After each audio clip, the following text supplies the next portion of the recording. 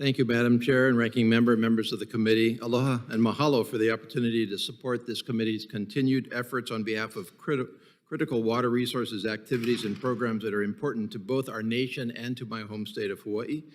Hawaii, of course, is an island state with the ocean on all sides, so the impacts of our ocean on our land directly affect our everyday lives. This is especially important where we go to enjoy our oceans and marine environment, and where we host millions of visitors per year seeking the same experience, making travel and tourism by far our largest single economy. So the impacts of climate change on coastal erosion and flooding, especially along our world-class beaches, are severe both as to our economy and our way of life. The state of Hawaii needs the technical assistance only the U.S. Army Corps of Engineers can provide to save our precious beaches and oceans, especially iconic Waikiki Beach and the surrounding Mamala Bay. This is my top word of request to this committee for assistance.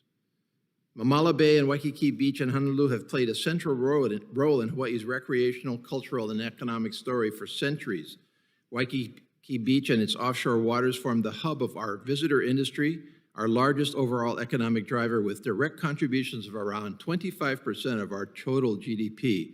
Waikiki Beach is one of the most visited and enjoyed beaches on Earth, with over 10 million visitors per year. These visitors are both local residents, for whom Waikiki Beach is the most central ocean recreation area in urban Honolulu, and are tourists. The majority of tourists who visit Hawaii stay at some point in Waikiki hotels and resorts right on Waikiki Beach or right next to it so they can visit the beach. A 2016 report by the University of Hawaii concluded that some 58% of tourists to Waikiki would not have visited if there was no beach and easy ocean access at Waikiki. However, the increasing impacts of climate change and sea level rise, which is especially problematic for island states and territories such as Hawaii, are taking an alarming toll on Waikiki Beach.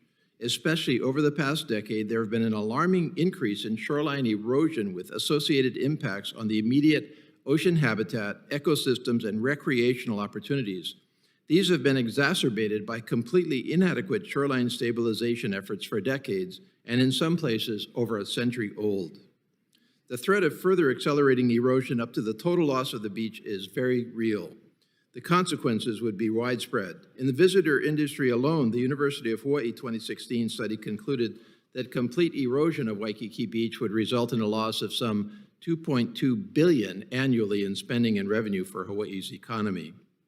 There have been some small and discrete stabilization projects initiated and implemented along specific portions of the Waikiki coastline, but no comprehensive integrated project that would address the threat in its entirety. A new comprehensive feasibility study is required to develop a project or series of projects that address the long-term sustainability and utility of Waikiki Beach and its adjacent ocean environment and critical public infrastructure. Such a study will help ensure the associated recreational and economic benefits are preserved and enhanced. Your committee has within its power the ability to make a legislative correction to assure this study can move forward. Section 209 of Public Law 87-874 currently authorizes the Corps of Engineers to conduct surveys of flood and tidal events only of Hawaii's rivers and harbors, but it does not cover related shorelines or nearby buildings and infrastructure. There is really no justification for this distinction, especially in the specific case of Waikiki Beach, where the basic challenge extends from the land through the beach to the marine environment. Your support is needed to make sure we take into consideration the outsized issues like this that remote and coastal locations face as our country debates how to approach impacts to infrastructure due to climate change. Finally, I would like to express my gratitude to the Corps of Engineers for its continued commitment to improving and adjusting to these unique situations in Hawaii, and urge further consideration of these topics that are so vital to my home island state.